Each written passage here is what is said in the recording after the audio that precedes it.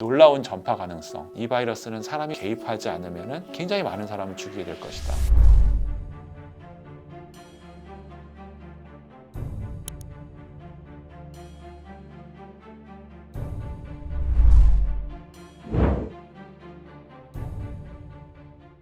전염병이 퍼지고 있는 것들을 인재라고 이해하는 경향이 있는데 우리가 초래하는 건 아니거든요. 이 바이러스의 생물학적 특성을 모른다가 정답이거든요.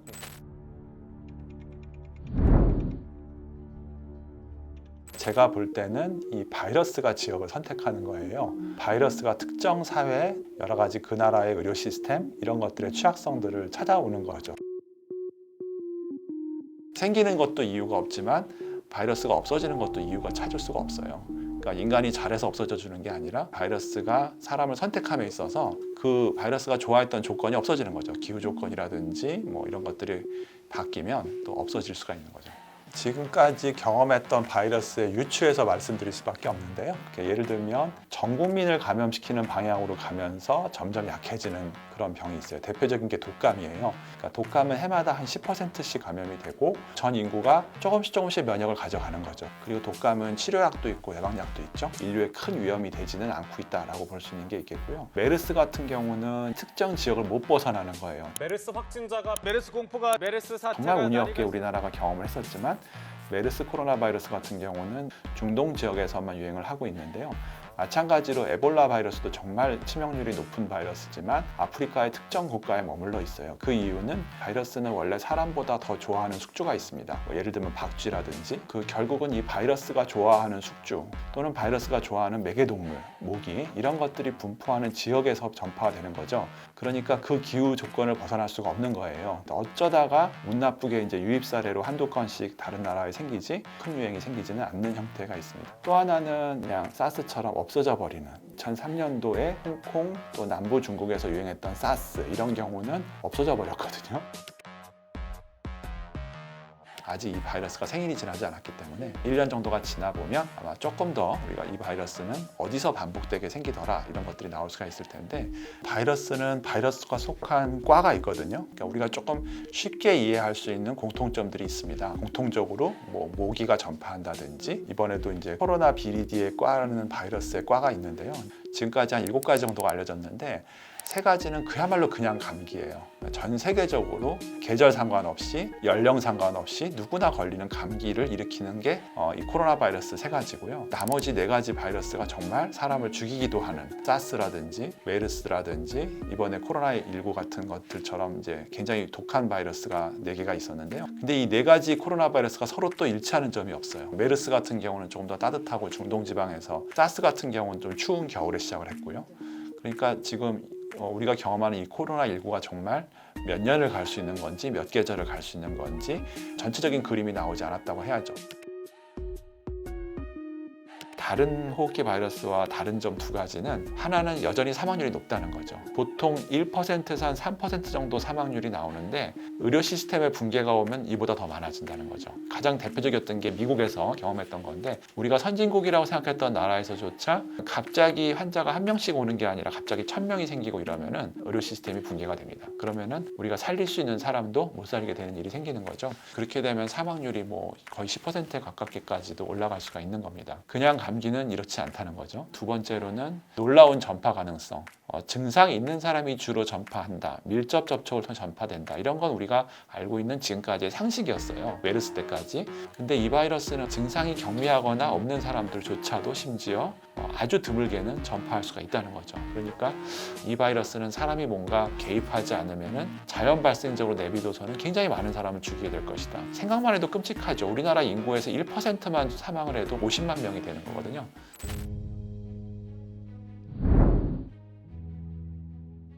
코로나 사태가 생겼을 때 감염내과 의사들이 모여서 어느 정도로 검사할까 이런 논의를 해봤던 적이 있었어요. 사적인 자리에서. 그런데 굉장히 그 대부분의 중론이 메르스를 경험하고 아주 뼈저리게 막 힘들었던 경험들이 아직 다 있었기 때문에 그러니까 증상이 없는 사람도 검사해야 되지 않을까? 다 해야 되는 거 아니야? 좀 더 많은 사람을 검사해야 되지 않을까? 거의 이런 분위기에 가까웠었어요. 근데 똑같이 만약에 도쿄에서 감염내과 의사들이 모여서 코로나를 대책을 했다면 그분들 생각은 어땠을까 상상해보면 우리 같은 일을 당해보진 않았었기 때문에 아마 그냥 지침대로 몇 미터 떨어져서 접촉한 사람들만 검사하고 중국의 우한시 갔다 온 사람만 검사하고 뭐 이런 정도의 규정을 갖지 않았을까. 그러니까 일본은 최근까지도 코로나 검사의 그 기준이 5일 이상, 4일 이상 아픈 사람이었어요. 4일 이상 기침을 해야 이제 검사를 해주는, 그렇게 말하는 근거는 있어요. 근데 그런 것들은 우리 정서에 맞지가 않았죠. 왜냐하면 우리는 그렇게 했는데도 막 슈퍼 전파 이런 것들을 끔찍함을 경험해 봤었기 때문에 아마 이 바이러스에 대해서 조금 더 과잉 대응을 할 수 있었던 것들이 우리만의 어떤 좀 행운이었고요. 일단 국가가 잘한 거는 투명한 공개. 처음에 우리나라에 사스가 있었을 때 사스가 발생한 지역의 환자, 병원 이런 것들을 다 비밀리에 했었어요. 너무 공포스러운 병이었기 때문에 이 지역에 사스 환자가 있다 이런 것들이 밝혀지면은 어떤 지역사회에 큰 뭐 불안, 공포 또 여러 가지 괴담 이런 것들이 도는 것들을 당시 정부가 우려했던 거죠. 그때부터 우리나라에선 조금 이 정보 공개를 신중하게 하자라는 문화가 생긴 거죠. 그것이 이제 메르스까지 갔어요. 근데 이제 메르스는 우리나라를 정말 여지없이 공격했습니다. 우리를 봐주지 않은 거죠. 이 메르스가 막 병원마다 터지고 확산되고 막 이랬을 때 국민들이 굉장히 분노하기 시작했던 거거든요. 환자가 한두 명 있었다 없어졌으면 상관이 없는데 뭐 한 100몇 명까지 생겼는데 정부가 이 어느 병원 생겼는지 그 환자의 동선이라든지 이런 걸 공개하지 않았다는 것에 대해서 굉장히 분노했었어요. 그러니까 아마도 이번 정부는 그때 그 교훈을 삼아서 국민들의 어떤 정보보호법에 해가 되지 않는 선에서라면 최대한의 정보를 공개하는 쪽으로 했던 것 같아요. 그리고 어떻게 보면 우리 국민도 그 정도 정보가 공개되어서도 과도하게 불안에 괴담을 퍼뜨리지 않고 국민들이 대응할 수 있는 우리의 어떤 시민정신이 있었기 때문에 통했던 것 같아요. 증상 있는 사람들은 모두 다 의사의 판단하에 무료로 검사받을 수 있었다. 이런 건 굉장한 겁니다. 실제로 그 검사가 아마 원가 자체를 해보더라도 거진 10만 원에 가까운 그런 부분에 대한 보험급여를 해준다. 이런 결정을 정책적으로 했다는 건 굉장히 잘한 부분입니다.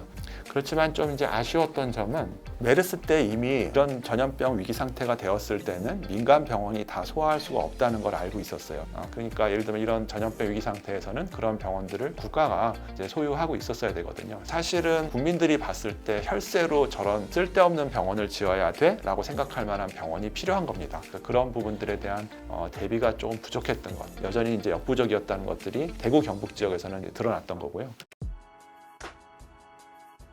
대체로 유럽은 기본적인 격리 수칙, 그러니까 생활 방역을 하면서 거리 두기를 하면 극복이 될 걸 생각했던 것 같아요. 그럴 만도 한 것이 메르스나 이 정도 바이러스라면은 그게 가능하거든요. 그리고 중국에서도 처음에는 굉장히 유행이 아주 폭발적으로 생기고 사망자가 나왔지만 후반기에 가서는 환자의 발생도 굉장히 완만해지고 사망자도 1% 정도에 가까워지고 이런 것들을 봤단 말이죠. 그러니까 아마 대부분의 선진국에서의 반응은 우리가 중국보단 잘 살기 때문에 우리는 최소한 사회적인 통제만 잘하고 거리두기를 하면 중국의 후반부 같은 데이터가 나오지 않을까 기대했던 것 같아요. 근데 이 바이러스의 전파 가능성이 생각보다 무서워요. 그리고 똑같이 1000명의 환자가 생기더라도 2달 동안 천천히 생기는 게 아니라 한 2, 3일 동안 1000명의 환자가 생기면 의료기관이 폭발하는 거죠. 마비되는 거죠. 우리가 그 대구에서 경험했던 것 같은 상황이죠. 그런 게 되면은 정말 어처구니 없이 살릴 수 있는 분들이 사망하는 그런 안타까운 일이 생기거든요. 그러니까 아마 유럽에서의 좀 방역의 실패는 그런 예측하지 못했던 데서 나왔던 것 같아요. 우리가 이제 집단 면역이라고도 하죠. 다수의 사람들이 면역을 앓고 지나가면 이제 다시는 걸리지 않는.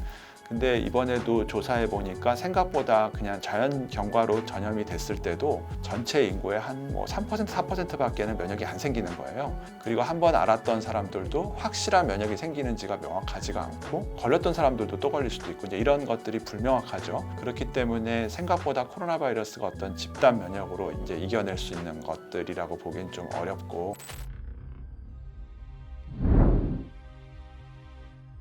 코로나보다 정말 위험한 바이러스가 있죠. 이미 존재하고 있습니다.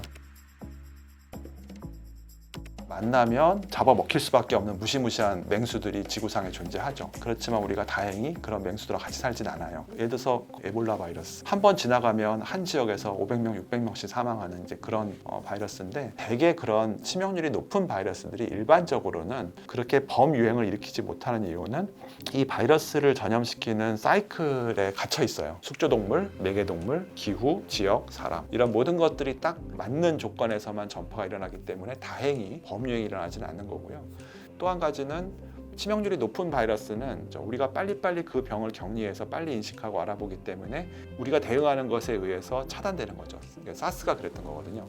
초반에 많은 환자가 발생하더라도 그 사람들을 다 격리해서 몰아놓으면 이제 병이 없어지는 겁니다. 이번 코로나19 같은 경우는 예외적으로 불쑥 튀어나온 손님이잖아요. 기후 변화라든지 환경의 변화라든지 이런 것들에 의해서 틈새가 생겼을 때 잠깐 찾아오는 건데요. 콘테지언이라는 영화를 보시면 모종의 호흡기 바이러스로 막 지구가 끔찍한 일을 당하는 것들을 주제로 했었는데 거기에 나오는 주인공들 대부분이 단순 접촉으로 사망합니다. 손 씻기가 정말 중요한 거죠. 대부분의 바이러스 감염이 끔찍하게 소리 소문도 없이 감염되고 이런 것들이 다수는 아니에요. 개인 위생, 손 씻기하고 마스크 뭐 이런 것들에 대한 것들의 기본만 돼 있으면은 사실 대부분 피해갈 수 있는 거죠. 이제 이런 바이러스가 반복적으로 적은 규모라도 찾아온다면 앞으로는 조금 더 호흡기 전염병에 대한 대응이 되어 있는 사회가 돼야 되지 않을까라고 생각합니다. 총기 사건이 많은 지역이 있는 미국의 한 주에서는 슈퍼마켓이나 이런 데도 이렇게 보면 방탄 이런 게 있잖아요. 상당히 생경스럽게 느껴지지만 우리도 어떻게 보면 우리 사회가 호흡기 감염으로부터 국민들을 보호해야 된다면 모든 대민 시설이라든지 이런 것들이 침방울이 튀는 거라도 최소한 막아줄 수 있는 그런 것들이 이제 사회에서 모두 시작돼야 될 것 같고 우리나라가 이제 앞으로 향후에 조금 더 개발돼야 되는 부분들은 예측 모델이에요. 모델링이라고 하는데 수학적인 시뮬레이션이죠. 질병의 검사의 수요, 치료제가 있다면 치료제의 수요 이런 것들을 예측할 수 있는 모델이 필요한데 이거는 환자 보는 의사들이 할 수 있는 일이 아니에요. 수학자라든지 의학 통계라든지 이런 쪽에 연구하시는 분들이 굉장히 많아져야 됩니다. 확산 전망, 나올 수 있는 환자의 숫자 이런 것들을 지역별로 예측을 하고 어떤 규모의 시설들을 만들고 정책에 반영하는 이런 것들이 필요할 것이라고 생각합니다.